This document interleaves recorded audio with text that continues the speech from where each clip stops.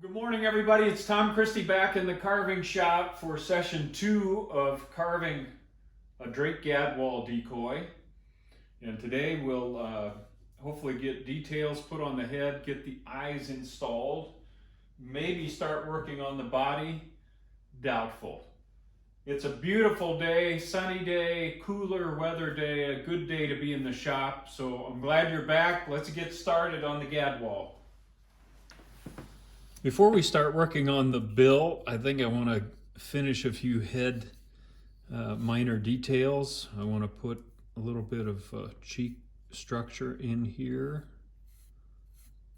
and that'll help us thin up this pretty bulky cheek area right now and give it a little more character. The other thing I want to do, the Gadwall has this beautiful big crest back here, and I like to carve in just a few indications of some feather groups in that crest area above the cheek and kind of curl those back towards the center line. And those will be very subtle, but I like to put them in there because it's just something that I do, but I think it also picks up some shadow and gives that crest a little bit of a feathery, fluffy look as opposed to just rock solid. So I'll pencil those in on the other side, then we'll carve those in, then we'll get to the bill details.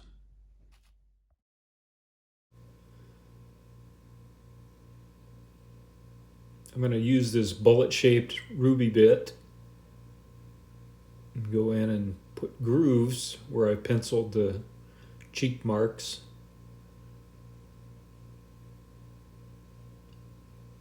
And then start to round those out so we don't end up with grooves, more indentations there that are nice and soft. And I'll speed the video up here so we can watch progress quickly. I'm kind of rolling that back in that chin area to make sure I'm deep enough on these creases, and now I can start to remove material and kind of thin up the cheek area under the eye like we talked about earlier. So it's not quite so jowly. And I'll flip it around and remove material in the opposite direction, and I'll keep working that until it's nice and soft. And I'll keep checking this in the light to see what type of shadow it's casting with light from above. I've got that rough shaped, and that'll require some more work to just blend things out. So I'll use the 1/2-inch drum sander and just follow that carving that I did, but smoothing things out, making sure everything's nice and round and blended, while still leaving a little bit of a cheek structure in both locations there. You can use the end of this sanding drum as a little bit of a carving tool to get into tight spots like right there.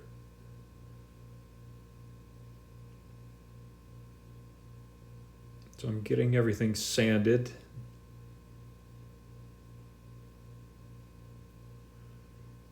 I'm using that overhead light to see where I need to keep working. Now I'm going to go to the crest area and use that same bullet nose ruby bit. Kind of the same process here, only grooves in this direction.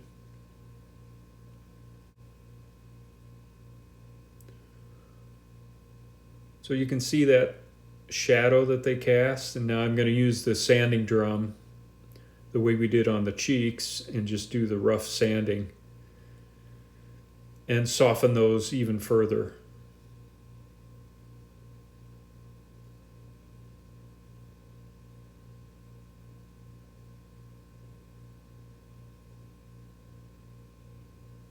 That 1/2-inch round shape just is a good diameter to get into these tighter spots. I have a larger diameter, like a 3/4 inch diameter sanding drum, but I don't use it that much. This one really works well for this type of sanding. You can see I'm just trying to develop flow in those feather groups so they look natural and they then pull into the center line of the back of the head. Now I'm just going to do some quick hand sanding to blend that a little further. So I'll work on this head and get it sanded. Though I just want to show the same process on the opposite side, so never hurts to repeat the process. But this is a little better lighting, so you can see the grooves initially, and now I'm just going in to round in both directions.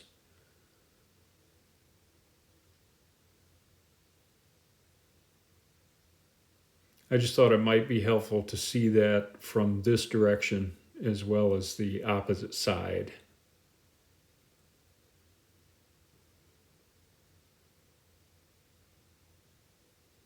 And I'm doing the cheeks on this side as well. It's just a quick view of that area after it's been rough sanded on both sides, and you can see how the overhead light just catches a subtle shadow. You don't want those too deep, or they'll look like trenches and really show up from a distance just as hard lines. So very soft, and when we cover that with paint, it gets even softer.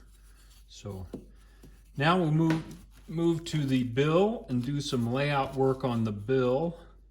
The first thing I want to do is create this little ridge along the upper mandible, the sides of the upper mandible.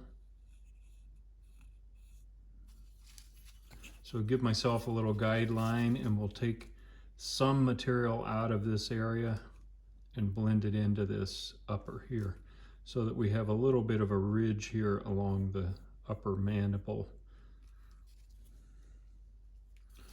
Then take a look at our study bill and take a look at the size of the nail. It's a relatively small nail on a Gadwall Drake, and I'm just eyeballing that, looking at my reference, and then kind of pencil in these ridges along the side of the front of the bill on both sides, and just make sure they're the same depth. And I like to do this type of carving first before I move to the nostrils, just to get this taken care of, everything smoothed up, then we can put the nostrils in place. All right, I've got the videos sped up, and I'm going to use this little pyramid-shaped ruby bit to go in and put a groove and then remove that material that we talked about before, leaving a little bit of a ridge along the upper mandible, the side of the upper mandible. And then I'm going to use that same bit to begin rounding things and shaping things up and defining that edge where the cheek meets the bill. See, I'm removing material and then rounding that ridge. Now I'm taking material off the cheeks to match up with that little indentation that we put in the bill.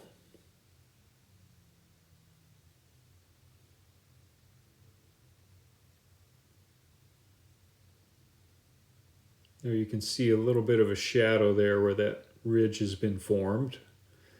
Now I'll do some sanding on that to get it smoothed up before we move on. I'm using the pencil to see what that cheek line looks like. Now I've got some 320 grit fine sandpaper, and I fold that up into a square. That makes it easy to use in this way, and I'm just using that to smooth everything on the bill before we do some more grinding. Now I'm shifting to that very small cylindrical ruby bit, and I'll define the nail with that, and then begin to shape those formations on the side of the front of the bill on both sides.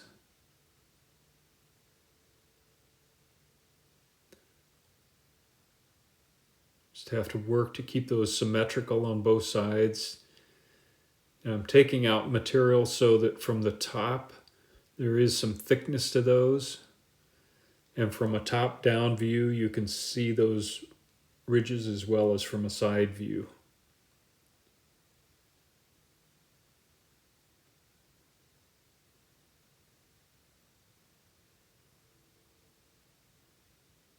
And then we'll do some sanding on that to clean it up. Now I've got the bill sanded and shaped up with the nail and the formations at the end of the upper mandible. And now I want to put in this little detail along the lower edge of the mandible, upper mandible. So I'm just penciling a guideline in there, kind of following the edge of the upper mandible.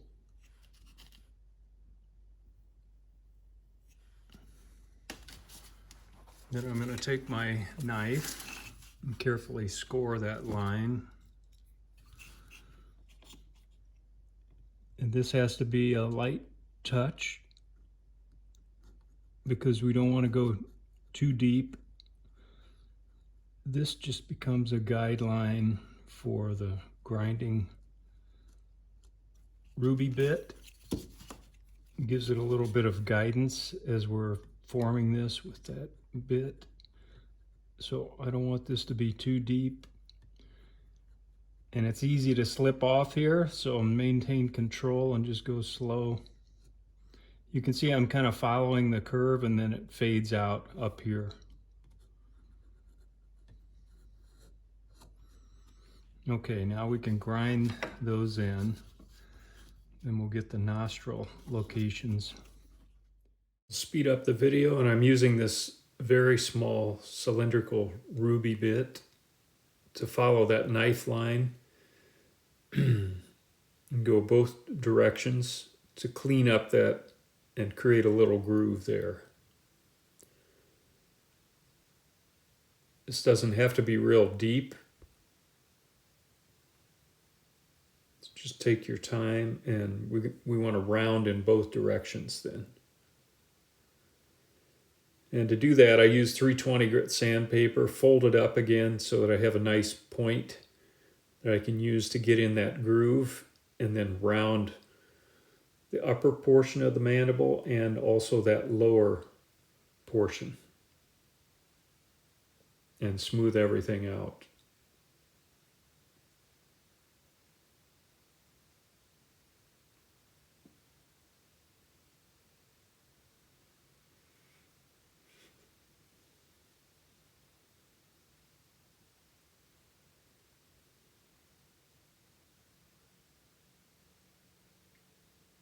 I'm just using this 320 to smooth things out and remove any knife marks or rough material.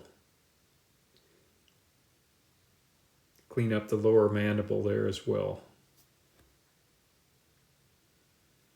And then I'm using the end of that little bit to go in and clean up the smile area there.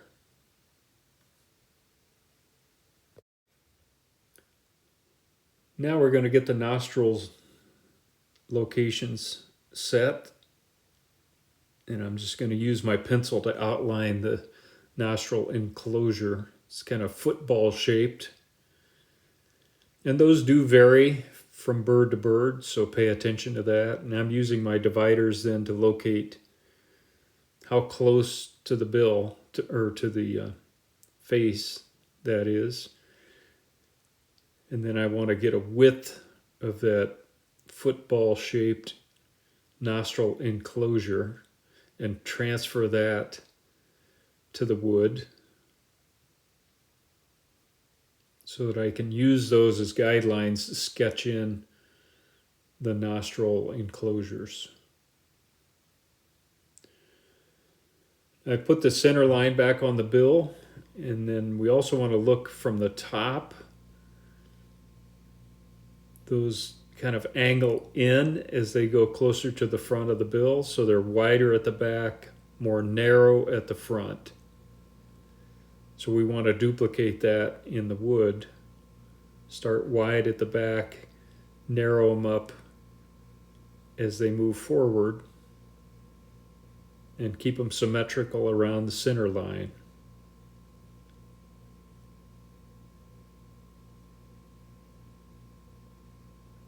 There's that football shape I was talking about. So I've got that penciled in.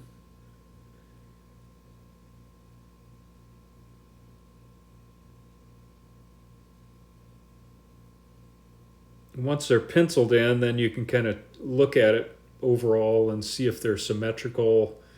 If one is lower than the other, you want to make adjustments right now before you start carving.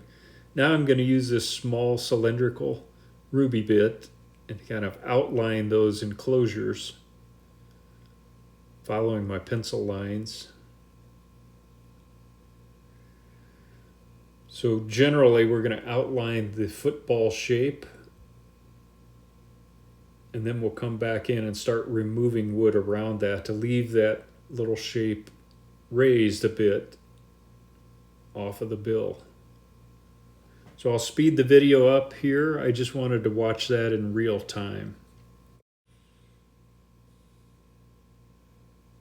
Just going back and forth and now removing wood and beginning to shape those enclosures. So rounding the enclosure itself.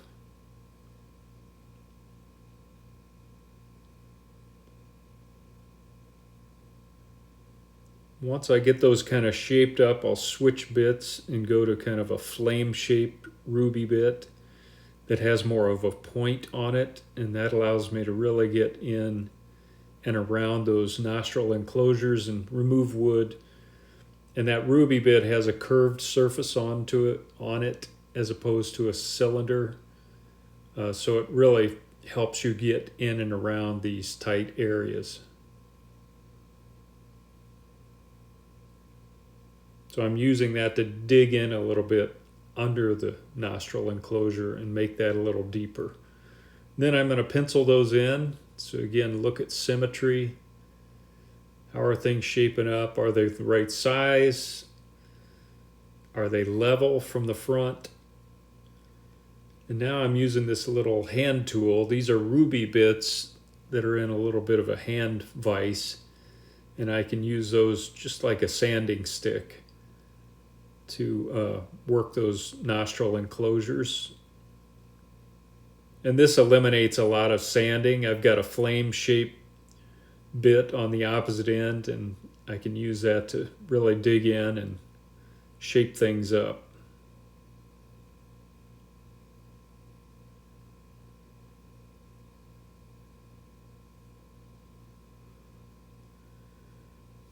Good, now I'll fold up a piece of, I think this is 150 grit or 120.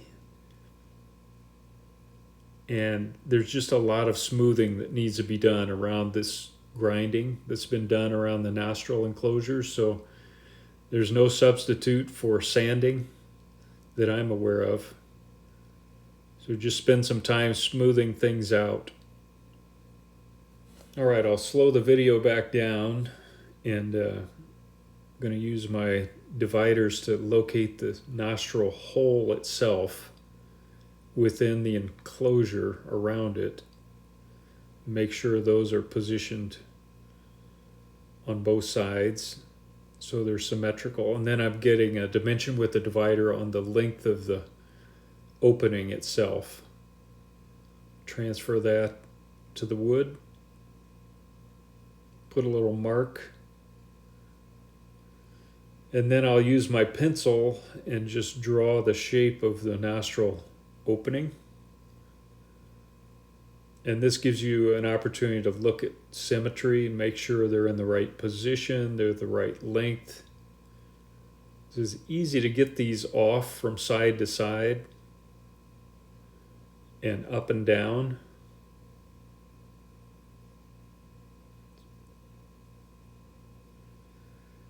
And now I'm going to change bits and go with a very small tiny ruby ball that's just the size of a nostril opening, and carefully follow my pencil guideline and open that up. I normally don't go too deep on these, just enough to cast a shadow.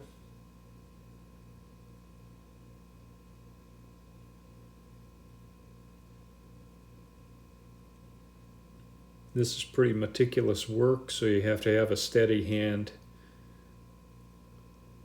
And I'll knock off the loose stuff, pencil in the nostrils again, and see if I'm close.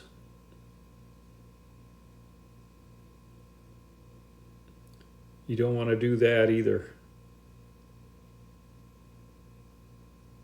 I don't want to emboss things with my pencil. So I think you can see right there, I've got some adjustments to make in the openings. One looks further back than the other, so I'll go back to the ruby ball and make a slight adjustment so that they're symmetrical from side to side. So I'm lengthening that one in the forward position. I'm lengthening this one towards the face, and now they look good.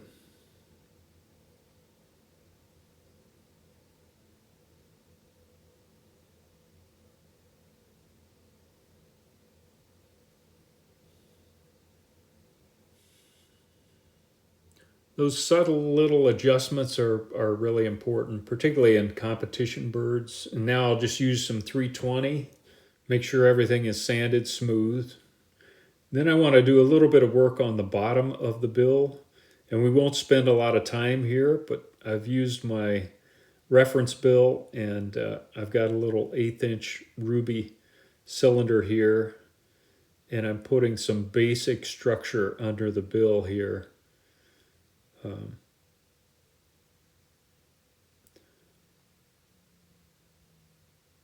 And you can decide whether you want to put this kind of detail on the underside of the bill. A lot of times I'll leave them plain under there because you can't see normally under the bill, but this bird is going to be a little bit more decorative. So I'm going to add this detail. Now I'll just speed things up a little bit. And I'm working to remove wood in that center V area and tie that into the V under the throat there.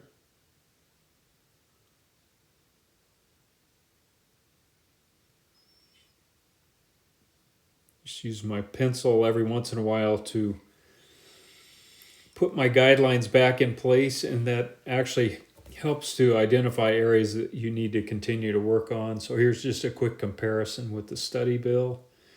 Now I'll do some light sanding under here. This is probably 120 grit, and that'll finish up the underside of the bill. Okay, I got the bill shaped and sanded. Now I'm using this little embossing tool. There's a little ball on either end, a smaller one on this end, a little larger. And I'm going to go into the base of the bill here, starting right at this ridge up above this, and press in a few wrinkle shapes coming off of the face. Just a few. And then once you press them in, go back over them and make sure you round any harsh edges, and make sure it's deep enough that it's going to translate through the paint. I normally put a few at the end of the nostril enclosure here, kind of angling down and away. And I normally put a few around the nail of the bill, kind of radiating back from the nail. You just use your judgment on how much you want on your carving. This is for a more decorative carving, obviously, but I think it adds a nice level of detail, and it's pretty quick to do. So we'll just do this other side while we're here. So right along the upper edge of this structure. And you can get creative with pressing in some V shapes and then going back, because you don't want these to look planned. They need to be pretty random.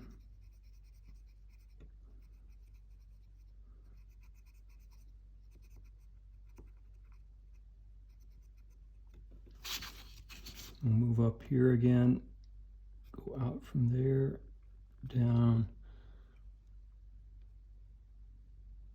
down, kind of radiating forward. Now I want to go back. There's some hard edges on those, so you just go back and emboss them a little bit. And then you can use the other side with the smaller ball if you want to press in a little deeper, a little finer detail. That side is good for that. All right, I think we're ready for the eye installation. Hopefully you can see a few of those wrinkles in the light. It's very subtle, but this bill is going to be primarily black, dark brown black, and those wrinkles will show up a little bit on that surface. Now I'm going to my pattern, getting a dimension from the top of the bill there to the front of the eye opening, and then use the dividers to transfer that to the wood on both sides.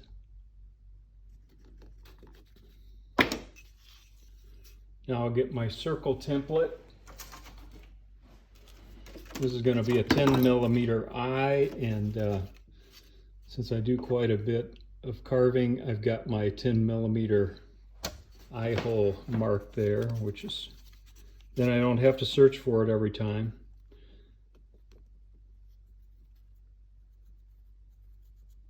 I'm going to line up with that front dimension that we put on.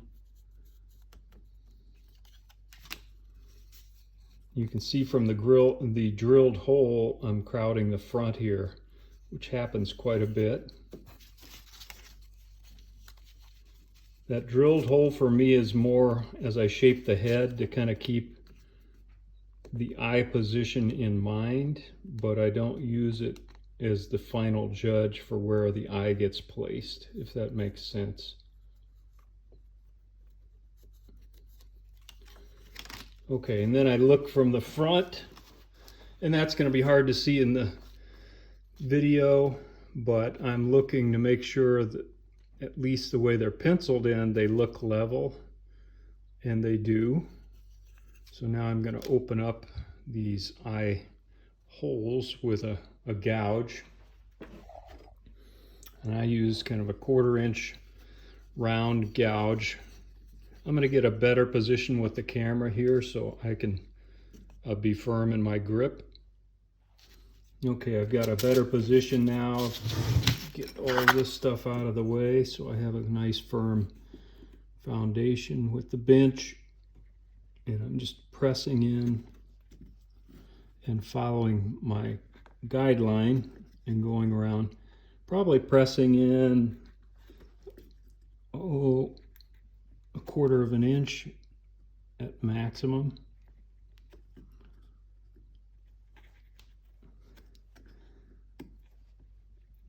And once I go around, it's easy to pop that out, and we'll do the other side, and then we'll get the eyes installed. For this eye installation, I'm going to use a 2-part epoxy sculpt, part A and B, like a water-based putty, and mix that together. And then I'm going to use Michael Braun eyes. These are 10mm brown, beautiful eyes that Michael has been doing, and I've been using his eyes on a pretty regular basis now. I still have some Tohican inventory left, so I use those up. Tohican was the eye I went with for many, many years, so I still like their eyes, but Michael's are excellent. So I'll get this mixed up and then we'll start the installation. All right, I've got this mixed up. I've got some water here, a little paintbrush to get some water in the eye hole and in the surrounding area, just to dampen it. Then I'm going to take some of my epoxy sculpt that I've mixed together and press it into the eye hole so it's in there good and tight, and pull off the excess. And then put my eye, make sure I'm lined up with the front of the hole where I took my measurement, and press that in place carefully. The epoxy sculpt is kind of stiff, so it takes some doing to press it in place, but it also holds the eye when you press it in place, and I like that until you get it positioned correctly. I feel like that is about where I want it. A little bit of a downward cant on the eye and a little bit of forward cant.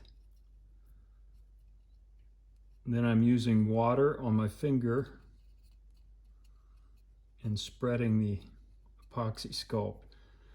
Now I'm a little thin down here, so I'm going to get some more material and put it right below the eye. Just kind of press it in place and then use the water again to smooth it around.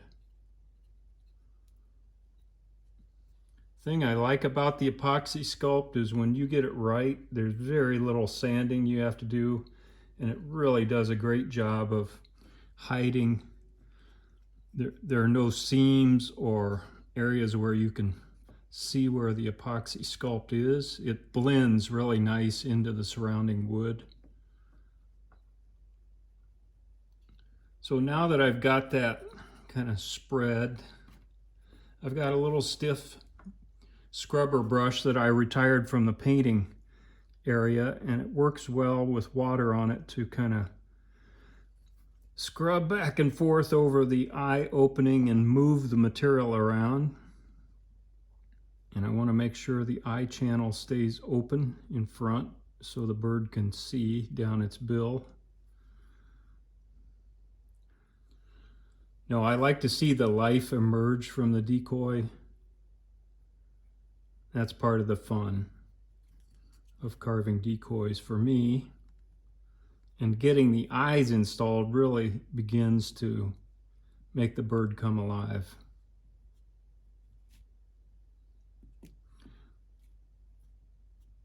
So I think you get the picture here. I'm going to keep smoothing this back and forth, and I'm going to keep moving the eye opening around a little bit until I'm satisfied with the way it looks. And then we'll get the other eye installed. But you can see on the margins here, I've smoothed it right out into the wood. Just back for a quick note on another benefit of the epoxy sculpt is you can sculpt it as its name implies, and so I'm tying that into these creases that I put up in the carving, so that this flows out of the back of the eye and up into those creases. Same routine on this eye.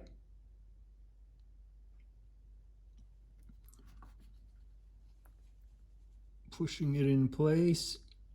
And this is where it becomes important to take a look from the front and make sure the eyes are level, because you want to make any moves now, not later, as you might have seen in some of my previous videos where we have to rework because the eye ended up in the wrong place. Push that in a little farther and a little more forward.